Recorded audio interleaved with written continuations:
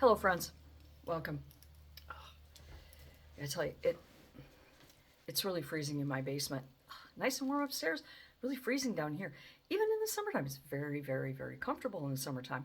But in the wintertime, the bitter cold is a little, uncomfortable. That's the one I want to talk to you about today. You know, while I'm working my ball and chain job, I love to listen to stuff in the background. Sometimes ghost stories or horror stories. There's just something about, hearing people scream and in terror and run for their lives is just very relaxing for me. So, as a paranormal investigator, and I've been a paranormal investigator since 1989, got a lot of years, a lot of decades behind me, I have a one-up on some of the haunting investigators because I'm also a psychic medium, so I'm kind of a two-for-one. And I have an edge up because I can really, distinguish and communicate much better, I feel anyway, more confidently with the disembodied. And I probably mentioned this before, but what really just chaps my cheeks is haunting investigators that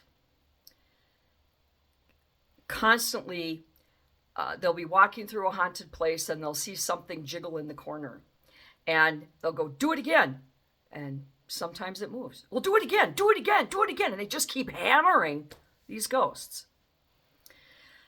I do not approve of this. It was never allowed on my investigations. Absolutely not. Now, I have two paranormal investigators that I love, love, love. I follow them and watch them a lot online.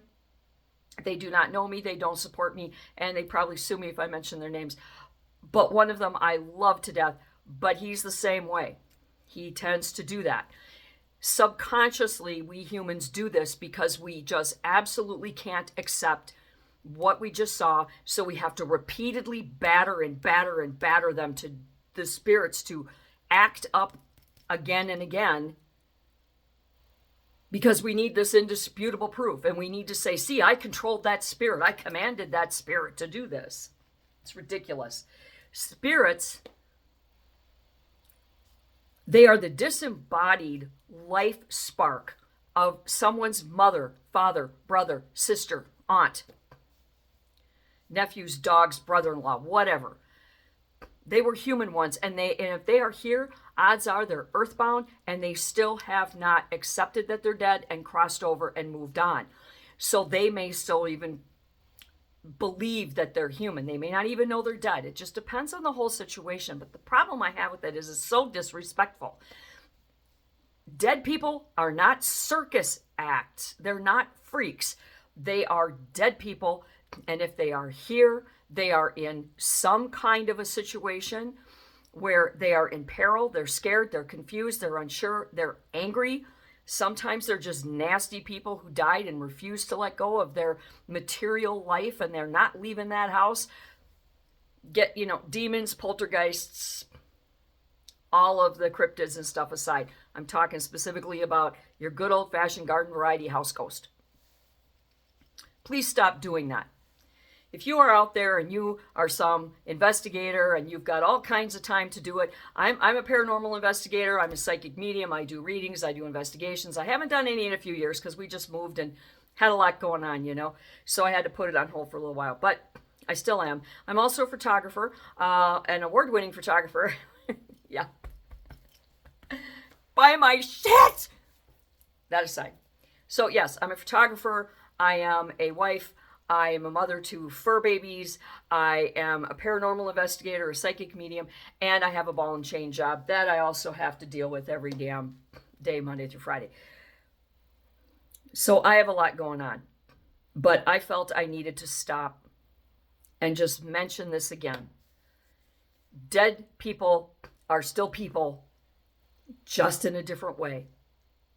And you would not approach your mom and whistle at her and say, hey, sit, good girl. Oh, you picked up that cup of coffee? Pick it up again, Mom. Pick it up again. Come on, good girl. That a girl. No, you would not do that. So don't fucking do it to ghosts. Okay? Yeah. got that off my chest. Yeah. Yeah. So I'm good now. I'm really good.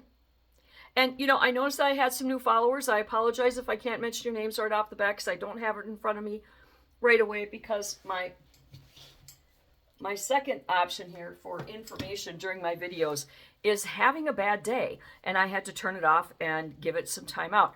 So I don't see your names, but I know I have some new followers and I really appreciate it. Thank you so much. I hope that you will reach out and ask me any questions that you might have or give me any comments. Here all comments are welcome, whether they're good, bad, or indifferent.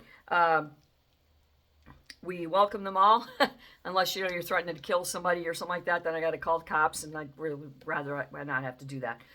But yes, remember, if you think you want to run out there and play with ghosts, if you think you've got what it takes, if you think you have the experience and knowledge, which I know most of you don't, because you're half my age, let's leave it at that, then do yourself, your dignity, a favor, and don't treat them like you're training a puppy or like they're a circus act, because they're not.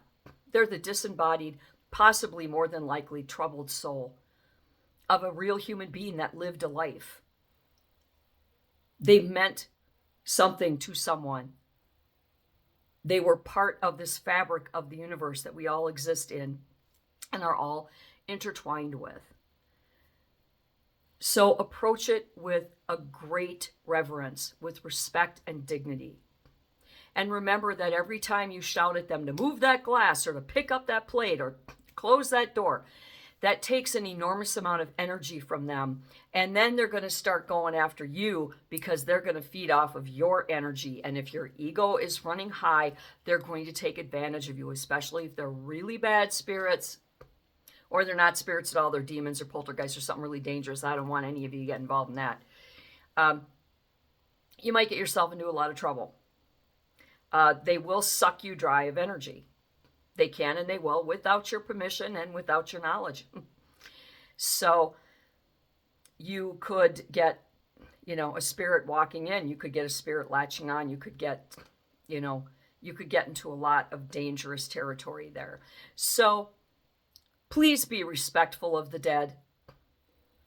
Ultimately, and he doesn't sponsor me. He doesn't know I exist. He'd probably sue me if you know I mention his name.